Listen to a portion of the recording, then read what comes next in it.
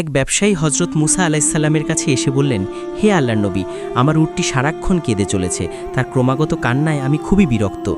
হজরত মুসা আলাইসাল্লাম উটের কাছে গিয়ে নরম স্বরে জিজ্ঞেস করলেন, তুমি কেন কাঁদছ? উটটি উত্তর দিল, প্রতি রাতে যখন আমার মালিক ঘুমায় তখন আমি তার বিছানার নিচে আগুনের শিখা দেখতে পাই। আমি ভয় পাই যে কখন সেই আগুন আমাকে গ্রাস করে নেবে।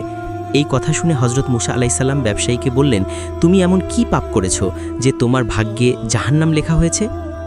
ব্যবসায়ী কিছুক্ষণ নীরব রইলেন, তারপর মাথা নিচু করে বললেন, আমার দ্বারা একটি বিরাট পাপ হয়েছে। আমি আমার ভাইকে হত্যা করেছিলাম তার সম্পদ দখল করার জন্য। আপনি আমাকে বাঁচান। তিনি আকুতি জানালেন।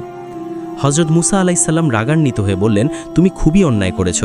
যদি তুমি সত্যি মন থেকে তৌবা করতে চাও তবে আল্লাহর কাছে ক্ষমা চাও এবং যে সম্পদ তুমি অন্যায়ভাবে কেড়ে নিয়েছ তা তার উত্তরাধিকারীদের ফিরিয়ে দাও। ব্যবসায়ী আন্তরিকভাবে তৌবা করলেন এবং তার সমস্ত সম্পদ তার ভাইপোদের হাতে তুলে দিলেন। ভাইপোরাও আল্লাহর সন্তুষ্টির জন্য তাদের বাবার হত্যাকারীকে ক্ষমা করে দিল। এরপর থেকে উট আর কখনো তার মালিকের বিছানার নিচে আগুনের শিখা দেখেনি, আর সে আর কখনো কাঁদেনি।